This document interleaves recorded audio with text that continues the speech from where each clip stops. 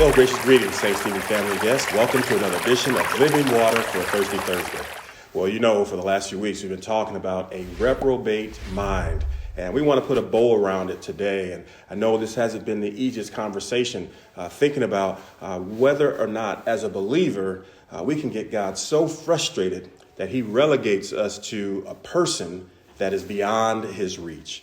Man, hard to grasp. But today I want to look at it from the perspective of Paul talking to his protege, Timothy.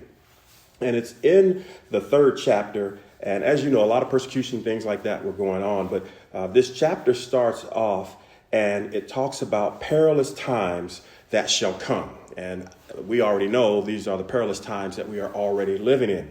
And this is 2 Timothy, the 3rd chapter, starting at the 1st verse. He says, "This know also that in the last days perilous times shall come.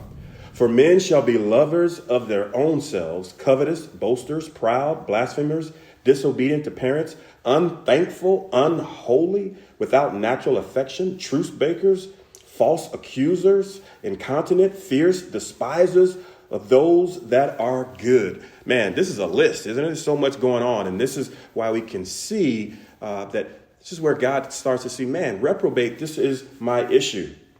And he also said traitors, heady people, high-minded people. Listen to this. Lovers of pleasure more than lovers of God.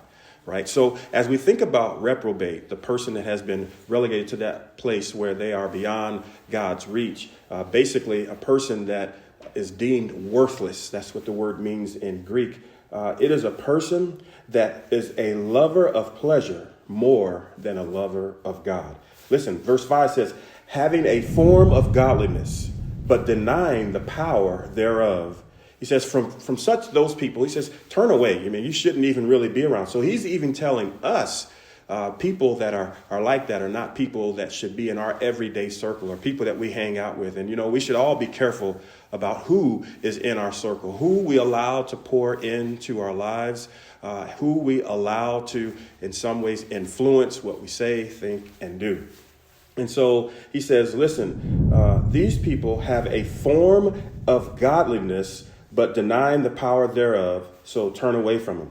For of this sort are they which creep into houses and lead captive silly women laden with sins, led away with divers lusts. And the silly women is just an allegory of people that can be easily deceived by someone coming in, misrepresenting either something that is righteous or that is holy or that is from God, and is actually Satan and his demons and his imps actually influencing us to do things that we shouldn't do. He says, listen, verse 7, these people are also ever learning. Listen to this. Always learning, always taking in information, and never able to come to the knowledge of the truth. Isn't that amazing? That's just like a play on words, that you're always learning, always taking in, always processing, but never, ever coming to the real truth. And we know that Jesus Christ is the way, the truth, and the life. And so in essence, learning about everything that we want to learn about in this world rather than learning about Jesus. And then verse 8 and 9 gets to the point that we really wanted to drive home for today as we close this out. And it just switches. And all of a sudden it says, now as Jannes and Jambres withstood Moses. And if you remember who they are, when Moses had his rod and he dropped it down and it became a cobra or a snake, that Jannes and Jambres, they were also just known then as musicians. They weren't really named. They also dropped their staffs and it also became cobras. And so it became snakes. And so Paul is referring back to that with the story of Moses. He said they withstood Moses.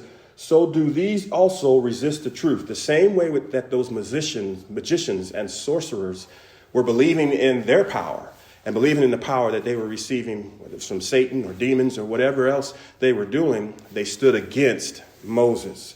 He says, men of corrupt minds, listen to this, men of corrupt minds reprobate concerning the faith, worthless concerning the faith. And literally what's being said there is God looked at them like they had no relationship nor desired any type of relationship with him. But they shall proceed no further, for their folly shall be manifest unto all men, as theirs also was. As we saw what happened, that Literally, Moses' snake consumed their snakes and they lost. And that's exactly what God is saying about us as reprobates, that we think we're doing something that's beneficial. We think we're doing something that we ultimately will enjoy, but it will lead to a path of destruction where we are far and apart from God. Man, so the bottom line, when we talk about reprobating, are we a reprobate with God? It literally speaks about what's in this text. Am I a lover of myself, or am I a lover of things in this world and what it has to offer more than I'm in love with God? It doesn't mean, am I perfect? It doesn't mean, have I sinned or not sinned? It means, what am I really passionate about? Where are my efforts going every single day? And if more of my loyalty and my efforts is to myself and things to gratify self, then yes, God has probably allowed me to be a reprobate and go and do that which I want to do. But prayerfully, this has kind of helped you to wrap your mind around this word reprobate. But I do want to let you know where we're headed. Have you ever kind of asked yourself, how in the world could God allow this to happen to me? Have you ever walked through children's hospital and wondered, how are all of these kids sick? Have you ever been looking at your television and you see the children with the swollen stomachs and they're hungry, they don't have a place to stay, they don't have medical care, and you're wondering, how could God allow that? Yeah, we want to talk about suffering, or the problem of evil in this world. Well, continue to make God proud in all you say, think, and do.